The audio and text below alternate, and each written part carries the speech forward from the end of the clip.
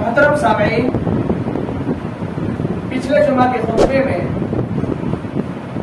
حیا کے متعلق کچھ باتیں آپ کے سامنے رکھی گئی تھیں، جن میں کچھ بنیادی تمہیدی باتیں تھیں۔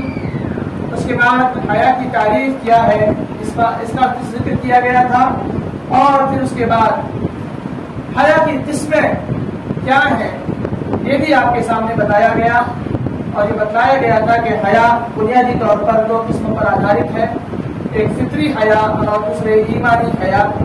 دونوں کی تعریفات آپ کے سامنے آئی تھی کہ ایک انسان کے اندر فطری طور پر اللہ رب العالمین کی جانب سے جو حیا ڈالی گئی ہے اسے فطری حیا کہا جاتا ہے، جیسے انسان اپنے شرمگاہ وغیرہ کو چھپائے اور پردہ پوشی کو اپنائے، یہ چیز فطری حیا کے اندر شامل ہے۔ ایمانی حیا کہا جاتا ہے اس حیا کو جو اللہ رب العالمین کے منکرات، اللہ رب العالمین نے جن چیزوں کو حرام قرار دیا ہے ان سے دور رہا جائے، ان سے دوری اختیار کی جائے۔ اور یہ بتایا گیا تھا کہ حیا کا سب سے اعلیٰ مقام یہ ہے کہ ہمیں اور آپ کو اللہ رب العالمین سے اسی طرح حیا کرنا چاہیے جس طرح اللہ رب العالمین سے حیا کرنے کا حق ہے۔ اس سلسلے میں عبداللہ بن مسعود رضی اللہ تعالیٰ عنہ کی حدیث آپ کے سامنے ذکر کی گئی تھی اور فرمایا تھا استحیوا من اللہ حق الحیا، کہ اللہ رب العالمین سے کما حق حیا کرو۔ صحابہ اکرام نے فرمایا، عبداللہ بن مسعود رضی اللہ تعالیٰ عنہ کہتے ہیں کہ ہم نے کہا کہ اللہ کے رسول ہم با حیا ہیں، ہم حیا کرتے ہیں، تو اللہ کے رسول صلی اللہ علیہ وسلم نے فرمایا لیس ذاک، معاملہ ایسا نہیں ہے، وہ جو تم سمجھ رہے ہو وہ نہیں ہے، ولكن الاستحياء من الله حق الحياة أن تحفظ الرأس وما وعى والبطن وما حوى ولتذكر الموت والبلى ومن أراد الآخرة ترك زینت الدنیا ومن فعل ذلك فقد استحیا من اللہ حق الحیا، کہ اپنے سر کی اور سر کے اندر موجود اعضاء جسمانی کی حفاظت کرو، پیٹ کے آس پاس کی چیزوں کی حفاظت کرو، موت کو کثرت سے یاد کرو، اور موت کے بعد قبر کے اندر ہماری جو حالت ہونی ہے اس چیز کو یاد کرو۔ یہ تمام ساری باتیں آپ کے سامنے آئی تھی، اور مزید اللہ کے رسول نے اسی حدیث میں فرمایا کہ جو لوگ آخرت کو دنیا پر ترجیح دیتے ہیں، آخرت کو مقدم رکھتے ہیں، آخرت میں ترقی کے خواہش مند ہیں اور آخرت میں اپنے عمل مرتبت چاہتے ہیں، ایسے وہ لوگ ہیں، یہ وہ لوگ ہیں جو ان تمام کاموں کو انجام دیتے ہیں۔ تو ایسے لوگوں کو کہا گیا استحیا من اللہ حق الحیا، یہ وہ لوگ صحیح معنوں میں اللہ رب العالمین سے کما حق کو حیا کرنے والے ہیں۔ یہ ساری باتیں آپ کے سامنے پچھلے جمعہ کے خطبے میں آ چکی تھی۔ آج ہم یہ جانیں گے اسی کے تعلق سے کچھ اور باتیں، جن میں سے پہلی بات یہ ہے کہ ہم حیا کیسے کریں۔ اس سلسلے میں سعید بن یزید رضی اللہ تعالیٰ عنہ کی حدیث ہے، وہ فرماتے ہیں کہ میں نے اللہ کے رسول صلی اللہ علیہ وسلم سے گزارش کی، اوصنی یا رسول اللہ، اے اللہ کے رسول صلی اللہ علیہ وسلم ہمیں کچھ وصیت کیجیے۔ اللہ کے رسول صلی اللہ علیہ وسلم نے فرمایا اوصیک ان تستحیی من اللہ کما تستحیی رجلا من صالح القوم، میں تمہیں حکم دیتا ہوں، میں تمہیں وصیت کرتا ہوں کہ تم اللہ رب العالمین سے اسی طرح حیا کرو جس طرح تم اپنے سماج اور معاشرے اور اپنے قوم میں نیک لوگوں میں سے کسی سے حیا کرتے ہو۔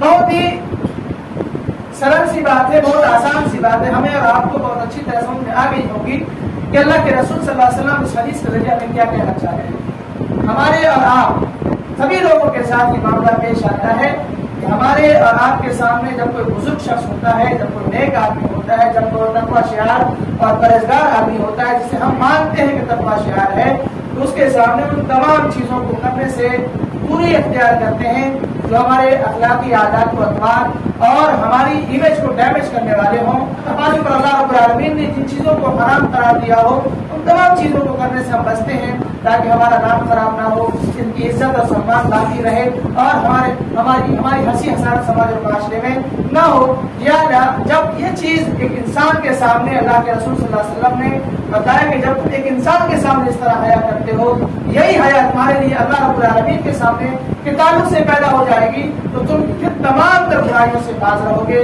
کیونکہ جب وہ متقی شخص، پرہیزگار شخص تمہارے سامنے ہوتا ہے تب تم اس کے سامنے منکرات والے اعمال یا حرام کاموں کو کرنے سے بچتے ہو۔ جب اللہ رب العالمین کو ہمیشہ ہمیشہ اپنے سامنے تصور کرو گے، یہ یقین رکھو گے اللہ رب العالمین ہماری ایک ایک ایکٹیویٹی سے باخبر ہے، اللہ رب العالمین ہمارے ایک ایک اعمال کو اچھی طرح جانتا ہے، اللہ رب العالمین ہمارے ایک ایک حرکت کو اللہ رب العالمین بخوبی جانتا ہے، تو پھر ہم تمام کاموں سے دوری اختیار کریں گے جو اللہ رب العالمین نے ہم پر حرام قرار دیا ہے، جو ہمارے ماں باپ کی بدنامی کا، ہمارے خاندان کی بدنامی کا، ہمارے سماج اور معاشرے کی بدنامی کا سبب و ذریعہ ہو، ان تمام کاموں سے ہم دوری اختیار کریں گے۔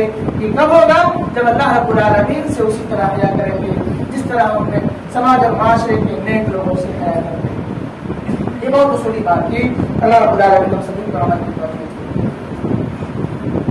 حیا اپنے ساتھ اچھائیاں ہی لاتی ہے۔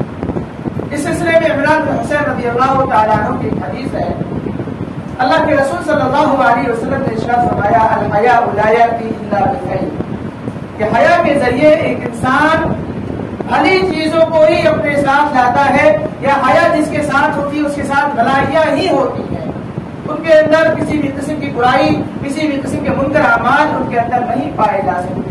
جو شخص باحیا ہوگا، جو شخص با کردار ہوگا، جو شخص اپنے اخلاق و عادات کو سنوارنے میں لگا رہے گا، جس شخص کو ہمیشہ یہ فکر ستاتی رہے گی کہ ہمارے جسم سے، ہمارے وجود سے، ہمارے اعضاء جسمانی سے کچھ ایسے کام کا سرزد ہو جائیں جو ہماری بدنامی کا ذریعہ اور سبب ہو، تو پھر اس کے ساتھ ہمیشہ بھلائیاں ہی رہے گی۔ اللہ کے رسول صلی اللہ علیہ وسلم کی ایک اور حدیث ہے، انس بن مالک رضی اللہ تعالیٰ عنہ کی حدیث ہے، وہ فرماتے ہیں اللہ کے رسول صلی اللہ علیہ وسلم نے فرمایا ما كان الحیاء فی شیء الا زانہ، جس چیز کے اندر حیا ہوتی ہے، حیا اس چیز کو خوبصورت بنا دیتی ہے، اور اگر اللہ کے رسول صلی اللہ علیہ وسلم نے فرمایا ولا كان الفحش فی شیء الا شانہ، کہ جس چیز کے اندر فحش ہو، بدکاری ہو، بد اخلاقی ہو اور امیج کو ڈیمیج کرنے والے اعمال ہوں، وہ چیز بدصورتی پیدا کرتی ہے۔ ہمیں اور آپ کو غور کرنا ہے، ہمیں اپنے اخلاق کو خوبصورت بنانا ہے، اپنی عادات کو خوبصورت بنانا ہے، اپنے زندگی کے ایک ایک لمحے کو خوبصورت بنانا ہے، تو پھر ہمیں اور آپ کو حیا والا بننا ہوگا، باحیا بننا ہوگا، شرم و حیا کے زیور سے خود کو آراستہ کرنا ہوگا، اور شرم و حیا کو اپنا اوڑھنا اور بچھونا بنانا ہوگا، تبھی جا کر ہماری زندگی میں خوبصورتی آئے گی، ہمارے اعمال خوبصورت انجام پائیں گے، ہمارا چلنا پھرنا خوبصورت ہو جائے گا، ہمارا اٹھنا بیٹھنا خوبصورت ہو جائے گا، ہمارا کھانا پینا خوبصورت ہو جائے گا، حتیٰ کہ ایک ایک عمل ہماری زندگی کا خوبصورتی سے مزین ہو جائے گا۔ یہ کب ہوگا؟ جب ہم حیا کے زیور سے خود کو سجائیں گے اور سنواریں گے۔ اللہ رب العالمین ہمیں توفیق سے نوازے۔ حاضرین کرام، ایک اور بات اللہ کے رسول صلی اللہ علیہ وسلم کی، وہ فرماتے ہیں کہ حیا اللہ رب العالمین کو بہت زیادہ محبوب اور پسندیدہ ہے۔ اللہ رب العالمین نے حیا کو بہت زیادہ پسند کیا ہے۔ ایک صحابی ہے اشجع عبد القیس، یہ کہتے ہیں کہ اللہ کے رسول نے مجھ سے ایک بار ذکر کیا کہ ان فیک لخلقین یحبہما، کہ اللہ رب العالمین تمہارے اندر موجود دو عادتوں کو بہت پسند کرتا ہے۔ صحابی رسول نے عرض کیا اللہ کے رسول کو کون سی دو عادتیں ہیں جنہیں اللہ رب العالمین بہت زیادہ پسند فرماتا ہے؟ تو اللہ کے رسول صلی اللہ علیہ وسلم نے فرمایا العلم والحیا، ایک بردباری اور دوسری حیا ہے۔ بردباری کسے کہتے ہیں؟ قوت برداشت کو، بار بار غصہ نہ کرنے والے کو، جس کے اندر قوت برداشت ہو، چھمتا ہو کس چیز کی، ناراضگی والے کام کو دیکھ کر ناراض نہ ہونے، جس کے اندر اس بات کی طاقت ہو کہ وہ ہمارے خلاف فیصلہ ہو رہا ہے لیکن اللہ رب العالمین کا فیصلہ مان کر اللہ رب العالمین کی اس میں کچھ نہ کچھ حکمت اور مصلحت ہوگی، اس بات کو مان کر اپنے آپ پر کنٹرول کرتا ہے، نام پر غصہ نہیں رکھتا ہے، ایسے لوگوں کو بردبار کہا جاتا ہے، جس کے اندر نرمی ہوتی ہے، لطافت ہوتی ہے، پیار سے میٹھی باتیں کرنے والے افراد ہوتے ہیں، ایسے لوگوں کو بردبار شخص کہا جاتا ہے۔ یہ بھی اللہ رب العالمین کو بہت زیادہ محبوب اور پسندیدہ ہے۔ اور دوسری جو صفت ہے جسے اللہ رب العالمین بہت پسند فرماتا ہے وہ ہے حیا۔ حیا اللہ رب العالمین کو بہت زیادہ محبوب اور پسندیدہ ہے۔ اس کی ایک اور حدیث اللہ کے رسول صلی اللہ علیہ وسلم کی سماعت فرمائیے، یعلا بن امیہ رضی اللہ تعالیٰ عنہ کی حدیث ہے۔ وہ کہتے ہیں کہ اللہ کے رسول صلی اللہ علیہ وسلم راستے میں دیکھا کہ ایک شخص کھلے میدان میں غسل کر رہا ہے. اللہ کے رسول صلی اللہ علیہ وسلم نے جب یہ دیکھا تو اللہ کے رسول صلی اللہ علیہ وسلم ممبر پر تشریف لائے, اللہ رب العالمین کی حمد و ثنا بیان کی اور اس کے بعد اللہ رب العالمین کی صفت حیا کا تذکرہ کیا. ان اللہ حی ستیر, کہ اللہ رب العالمین بہت زیادہ باحیا بھی ہے اور بہت زیادہ پردہ ڈالنے والا بھی ہے. یحب الحیا والصدر, اور اللہ رب العالمین ان دونوں چیزوں کو پسند بھی فرماتا ہے. فَإِذَا اغْتَسَلَ أَحَدُكُمْ فَلْيَسْتَتِرْ, لہذا تم میں سے جو بھی غسل کرے وہ اوٹ میں غسل کرے, پردے میں غسل کرے, غسل خانے میں غسل کرے, پارکوں میں بھی یا پھر سوئمنگ پول میں آج کل نہانے کا بہت عام رواج ہو چکا ہے.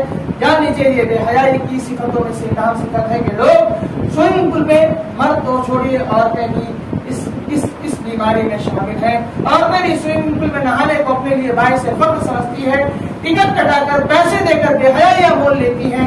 اللہ رب العالمین ہماری ماں بہنوں کی اصلاح فرمائے, ہماری اصلاح فرمائے. ہماری بے حیائی اس حد تک پہنچ چکی ہے, اللہ رب العالمین ہماری حالت ظاہر پر رحم فرمائے. حاضرین کرام, اب آئیے جانتے ہیں کہ صفات جو حیا ہے, حیا نامی جو صفت ہے, اس کے اعلیٰ نمونے کیا کیا ہے. سب سے اعلیٰ نمونہ اللہ رب العالمین کا نمونہ ہے. اللہ کے رسول صلی اللہ علیہ وسلم نے ارشاد فرمایا, ان اللہ حی کریم, اللہ رب العالمین بہت زیادہ باحیا بھی ہے, بہت زیادہ رحم کرنے والا بھی ہے. یستحیی, اللہ رب العالمین کو حیا آتی ہے کب؟ اذا رفع رجل الیہ یدیہ, جب اللہ رب العالمین کی بارگاہ میں کوئی بندہ دعا کرنے کے لیے اپنے دونوں ہاتھوں کو اٹھاتا ہے تو پھر کیا ہوتا ہے؟ یستحیی, اللہ رب العالمین شرماتا ہے. کس بات سے؟ ان یردہما صفرا خائبتین, اللہ رب العالمین ان دونوں ہاتھوں کو خالی ہاتھ واپس لوٹا دے, نامرادی کے ساتھ واپس لوٹا دے. اللہ رب العالمین کو یہ چیز حیا میں پیدا ڈال دیتی ہے. یعنی ہم دعا کریں اور اللہ رب العالمین قبول نہ کرے, یہ چیز اللہ رب العالمین کی صفت حیا کے خلاف ہے. لہذا ہم جو بھی دعا کرتے ہیں اللہ رب العالمین ضرور میں ضرور قبول فرماتا ہے, کیونکہ اللہ رب العالمین نے قرآن مجید میں خود فرمایا ہے, ادعونی استجب لکم, مجھے پکارو میں تمہاری پکار کو سنوں گا, میں تمہاری دعاؤں کو قبول کروں گا. اللہ رب العالمین نے قرآن مجید کے اندر بھی یہ فرمایا اور اللہ کے رسول نے یہ بتا دیا کہ اللہ رب العالمین سے جب کوئی بندہ دعا کرتا ہے تو اللہ رب العالمین کو حیا آتی ہے کہ اس بندے کی دعا کو قبول نہ کرے. اللہ رب العالمین ہم تمام لوگوں کی دعاؤں کو قبول فرمائے. کچھ دعائیں جلدی قبول ہو جاتی ہیں, کچھ دعاؤں میں تاخیر ہوتی ہے جس پہ ہم معاملہ بچانا شروع کر دیتے ہیں. اللہ رب العالمین نے ہماری نہیں سنی. اللہ رب العالمین آپ کے سلسلے میں آپ سے زیادہ خیر خواہ, آپ اپنے سلسلے میں, آپ مزاج کے سلسلے میں جتنے زیادہ خیر خواہ نہیں ہے, اس سے کہیں زیادہ سلسلے اللہ رب العالمین آپ کے سلسلے میں اچھائی چاہتا ہے.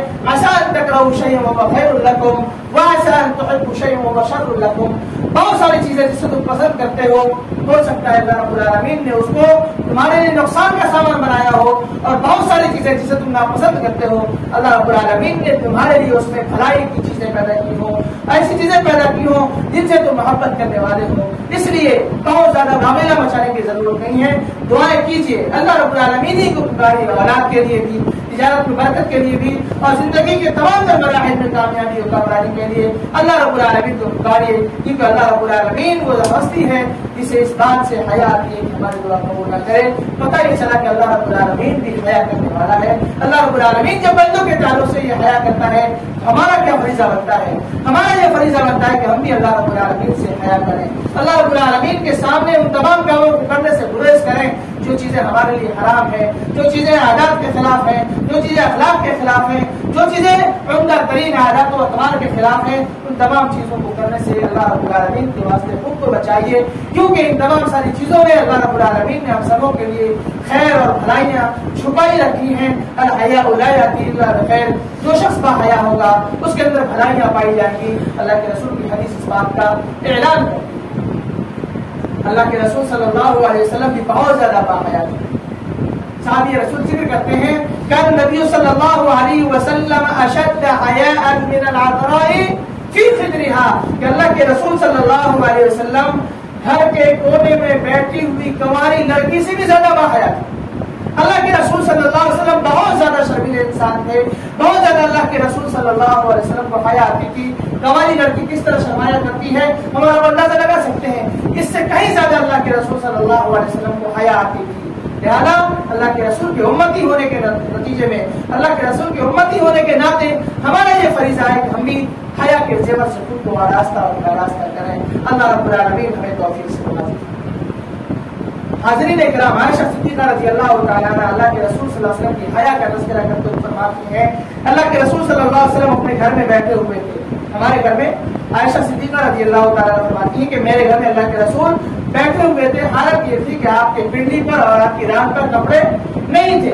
ابو بکر صدیق رضی اللہ تعالیٰ عنہ تشریف لائے، ابو بکر صدیق رضی اللہ تعالیٰ عنہ تشریف لائے، اجازت طلب کی، اجازت دی گئی، آپ صلی اللہ علیہ وسلم کے پاس آئے اور بات چیت میں لگ گئے۔ اسی طرح عمر رضی اللہ تعالیٰ عنہ تشریف لائے، اجازت طلب کی، اجازت دی گئی اور آپ نے اپنی حالت میں تبدیلی پیدا نہیں کی، جو بیٹھے ہوئے تھے ویسے ہی بیٹھے رہے اور اس کی تبدیلی نہیں کی، آئے اور ان سے بھی بات چیت کرنا شروع کر دی۔ اس کے بعد عثمان بن عفان رضی اللہ تعالیٰ عنہ تشریف لائے اور انہوں نے جب دروازہ کھٹکھٹایا تو اللہ کے رسول صلی اللہ علیہ وسلم اٹھ کھڑے ہوئے اور اپنے کپڑوں کو ٹھیک ٹھاک کیا، کیونکہ آپ کے ذات اور آپ کی پنڈلیاں دھلی ہوئی تھی، اپنے کپڑوں کو ٹھیک ٹھاک کیا اور پھر ان سے بات چیت کرنے لگے، اجازت دی گئی، آئے اندر اور بات چیت کرنا شروع کر دیا۔ ایک چیز ہم نے نوٹس کیا کہ اللہ کے رسول صلی اللہ علیہ وسلم ابو بکر اور عمر رضی اللہ تعالیٰ عنہ کے آنے پر اپنے اندر کچھ بھی تبدیلیاں پیدا نہیں کی، عثمان رضی اللہ تعالیٰ عنہ کے آنے پر انہوں نے اپنے کپڑے کو ٹھیک ٹھاک کیا۔ عائشہ صدیقہ رضی اللہ تعالیٰ عنہ نے پوچھا ان لوگوں کے جانے کے بعد کہ اللہ کے رسول صلی اللہ علیہ وسلم کیا ماجرا ہے؟ میرے والد محترم ابو بکر صدیق رضی اللہ تعالیٰ عنہ تشریف لائے، آپ نے کچھ تبدیلی پیدا نہیں کی۔ حفصہ رضی اللہ تعالیٰ عنہ کے والد محترم آپ کے سسر جی عمر بن خطاب رضی اللہ تعالیٰ عنہ تشریف لائے، آپ نے کچھ بھی تبدیلیاں پیدا نہیں کی، لیکن آپ کے داماد عثمان بن عفان رضی اللہ تعالیٰ عنہ تشریف لائے تو آپ نے اپنے کپڑوں کو ٹھیک ٹھاک کر لیا، کیا ماجرا ہے؟ تو اللہ کے رسول صلی اللہ علیہ وسلم نے فرمایا الا استحیی من رجل تستحیی منہ الملائکہ، کیا میں اس شخص سے حیا نہ کروں جس سے فرشتے بھی حیا کرتے ہیں؟ یعنی پتہ یہ چلا کہ اللہ کے رسول صلی اللہ علیہ وسلم باحیا تھے، لیکن نارمل حالات کس کے ساتھ ہوتے ہیں؟ اس سے یہ بھی پتہ چلا کہ لوگوں کی فطرتوں کا خیال رکھنا بھی ہماری بنیادی ذمہ داری ہے۔ کون شخص کس مزاج کا ہے اس کا خیال رکھنا، اس کے حساب سے بات کرنا، اس کے حساب سے اس کے ساتھ ہمارا ویوہار ہونا چاہیے، اس کے حساب سے ہمارا اس کے ساتھ بہیویئر ہونا چاہیے کہ وہ شخص کس مزاج کا ہے، نرم مزاج کا ہے کہ سخت مزاج کا ہے، اچھی عادات والا ہے کہ بری عادات والا ہے۔ ان تمام چیزوں کی رعایت کرتے ہوئے ہمیں کسی کے ساتھ معاملہ کرنا چاہیے۔ اللہ کے رسول صلی اللہ علیہ وسلم کی ہمیں حدیث یہ چیز بتلاتی ہے۔ دوسری یہ بتلاتی ہے کہ اللہ کے رسول صلی اللہ علیہ وسلم باحیا تھے۔ تیسری چیز یہ بتلاتی ہے یہ حدیث کہ اللہ کے رسول کے صحابہ اکرام بھی کیا تھے؟ باحیا تھے۔ صحابہ اکرام کے اندر بھی حیا پورے طور پر موجود تھی۔ اللہ کے رسول صلی اللہ علیہ وسلم کی حدیث ہمیں اس بات کا سنکیت دیتی ہے، اس بات کا اشارہ دیتی ہے۔ اب آئیے جانتے ہیں کہ خواتین کے اندر کس قدر حیا ہوگی۔ اس کی مثال قرآن مجید کی آیت آپ کے سامنے پیش کی گئی، فَلَمَّا وَرَدَ مَاءَ مَدْيَنَ وَجَدَ عَلَيْهِ أُمَّةً مِّنَ النَّاسِ يَسْقُونَ۔ جب موسیٰ علیہ السلام مدین کے کنویں پر آئے تو وہاں پر لوگوں کی ایک بھیڑ دیکھی جو اپنے جانوروں کو پانی پلا رہے تھے۔ کیا ہوا اس کے بعد؟ پھر اس کے بعد موسیٰ علیہ السلام نے ایک اور چیز دیکھی، وَوَجَدَ مِن دُونِهِمْ امْرَأَتَيْنِ تَذُودَانِ، اور اس بھیڑ سے ہٹ کر دو عورتوں کو دیکھا، وہ بھی اپنے جانوروں کو روک رہی تھی۔ اللہ کے رسول موسیٰ علیہ السلام نے پوچھا ما خطبکما، تم لوگوں کا کیا معاملہ ہے؟ قالتا لا نسقی حتی یصدر الرعاء، ہم اس وقت تک اس کنویں کے پاس نہیں جا سکتے اپنے جانوروں کو پانی پلانے کے لیے جب تک یہ بھیڑ ختم نہیں ہو سکتی۔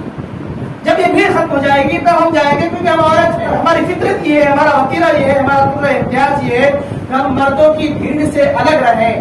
آیت کریم ہمیں اس بات کا اشارہ دیتی ہے۔ وہ پورا شیخ الکبیر، اس دونوں عورتوں نے کہا کہ ہمارے باپ بوڑھے ہیں، وہ اس بات کی طاقت نہیں رکھتے کہ جانوروں کو آ کر کنویں میں پانی پلائے۔ تو کیا کیا؟ فسقى لهما ثم تولى الى الظل فقال رب اني لما انزلت الي من خير فقير۔ پھر موسیٰ علیہ السلام نے ان دونوں کی عورتوں کے جانوروں کو پانی پلا دیا اور اس کے بعد وہ سائے میں جا کر بیٹھ گئے۔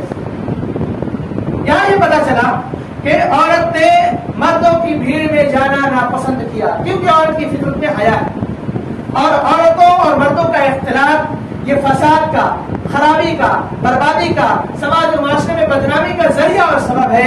ان تمام ساری چیزوں کو وہ دونوں عورتیں، وہ دونوں لڑکیاں سمجھ رہی تھی، یہی وجہ ہے کہ وہ دونوں اپنے آپ کو مردوں کی بھیڑ سے الگ رکھتی تھی۔ لیکن افسوس یہ ہوتا ہے کہ مسلم سماج کی عورتیں، مسلم سماج کی مہلائیں اور مسلم سماج کی عزت و آبرو عورتیں جو ہیں انہیں گھر کی زینت کے بجائے اور بازاروں کی زینت انہوں نے خود کو بنا لیا ہے.